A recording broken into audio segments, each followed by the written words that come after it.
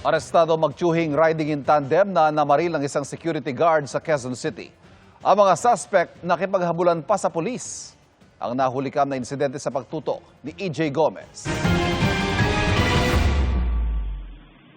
Sa kuha ng CCTV sa barangay West Camias, Quezon City, madaling araw noong Huwebes, isang lalaking nakasuot ng hoodie at may hawak na bag ang tumatakbo. Kasunod niya ang isa pang lalaki na naka-helmet at nagtutulak ng motorsiklo. Sa isa pang CCTV, iniwan ng unang lalaki ang kanyang bag sa gilid ng isang nakaparadang sasakyan. Ipinark naman ng pangalawang lalaki ang motorsiklo sa gilid ng sasakyan. Hinubad ang helmet at saka tumakbo. Kasunod nito ang pagdaan ng isang police mobile. Ilang sandali pa, tumakbo pabalik ang unang lalaki pero hindi na siya naka-hoodie.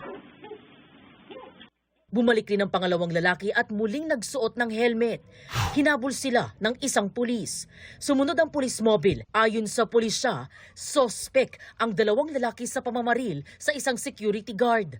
Bigla na lang po na merong pong huminto na motor sa harapan nung gate ng pinagtatrabahuan niya. And then biglang tinutok ang baril at pinaputukan po siya.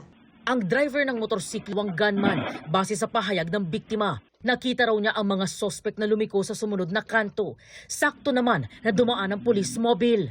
Yun yung dalawang tumatakas, sila yung bumaril sa akin. So yung ating dalawang pulis, isinakay agad siya, alika ituro mo. Pagkasunod nila, sakto naman nung pagliko nila doon, may nakita sila na nagtutulak ng motorsiklo. Nung lapitan nila, iniwan yung motor, nagtakbuhan. So yun naman na yun, nakuha natin sa CCTV na nagkakahabulan. Naaresto kalauna ng mga suspect. Na-recover sa kanila ang isang loaded na .45 caliber na baril at mga bala.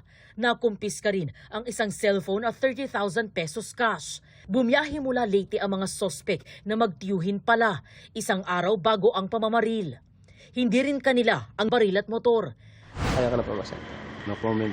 Nakadetain ang mga suspect sa custodial facility ng Anonas Police Station at nakaharap sa mga reklamong frustrated murder, illegal possession of firearms and ammunition, at use of motorcycle in the commission of crime.